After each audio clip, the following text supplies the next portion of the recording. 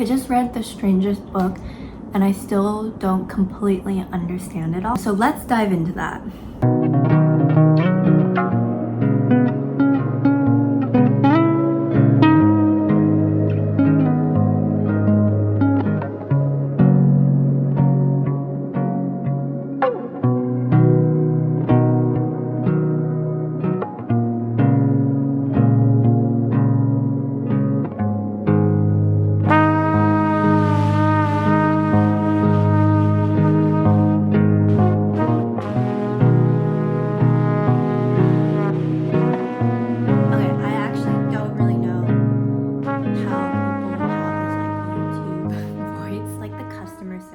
But instead, it's, hi guys, welcome back to my video. On today's video, we are going to be talking about the last two books that I read in April.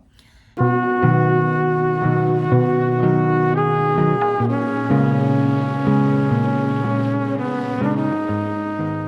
we're going to actually talk about things. So without further ado, let's talk about it.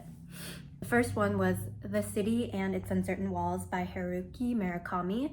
And I wish I had that book to show. Returned it back into the library. And so this is just me remembering that I need to keep physical things with me. However, I do recognize that most of my books that I borrow are from the library. And it usually takes me a couple days to formulate my thoughts before I film videos, and I also have to have kind of a atmosphere where I can talk about it, and that means that I usually have to wait until people are out of the house, whatnot.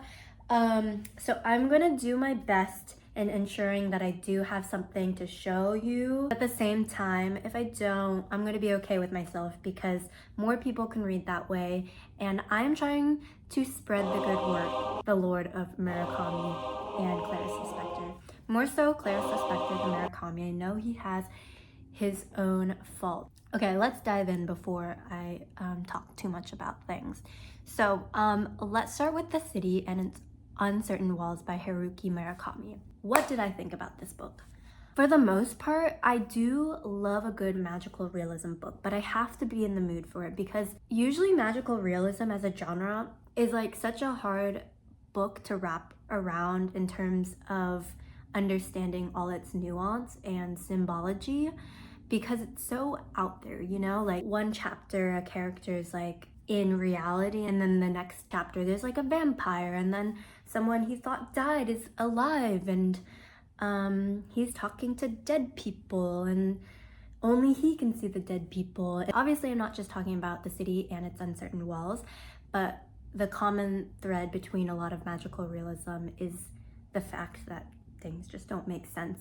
And so one of the reasons that I do enjoy a good magical realism is that it allows you to kind of free yourself from those reality expectations, and it kind of lets you feel like a kid, like you're listening to a parent or an elderly person in your life tell a folktale. Given that magical realism is a plot device for people to explore different realms of reality, imagine things further, and also relate your feelings to unworldly things, I rated this book maybe a 3.6 stars out of 5. I did like this book.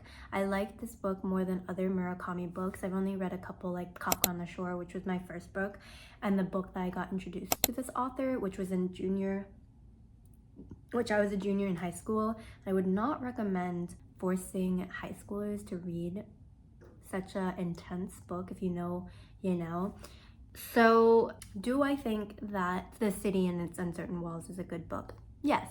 I think it's a very accessible book. I think it's a book that a lot of people can start off in his work of collections.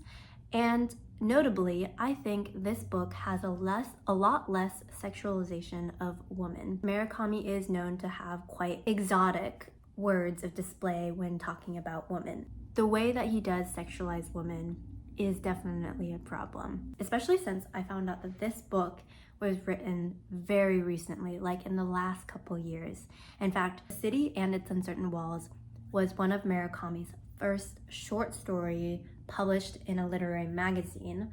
And while he's wanted to expand that short story that he wrote in the early 1980s, he has not been able to do so until now. So over 4 decades have passed. He's been pumping out different works instead, and then in the back has been thinking about this novel. I do want to explore Murakami's growth in the objectification of women as a long-standing critique of Murakami's style. Yeah, I just want to acknowledge how do readers engage with authors' past choices, especially given that now the patterns have changed, whether intentional or unintentional. I'm just kind of studying with that question and exploring those different perspectives. Okay, moving on to Clarice Lispector's The Passions According to G.H. Now, like I said in the last video, this book has a pretty simple plot. It's just about this woman named G.H. who goes into her maid's quarters and finds a cockroach there. So what struck me the most about such a simple plot is it really wasn't the plot that created this book. It was the fact that this simple setting that happened was a gateway into a more profound understanding of the world. So this cockroach was kind of a symbol of just everything that exists in this world and that we avoid in ourselves. As humans, we don't like to see cockroaches and we try to avoid them. And what makes this book very powerful is that Lispector takes that existential spiral of understanding why humans find cockroaches disgusting, is that GH is thinking about herself into that meaning. And she forces us to sit with that discomfort. She's exploring her identity as a human who has disgusting thoughts, but expands that into the globalized understanding of existence and relates that to the human experience. It's an exploration about identity at its core, questioning what we are when everything we know about ourselves and others is broken, and that itself is so hauntingly beautiful and so deeply introspective that just like you have to read this book to have your own experience with it.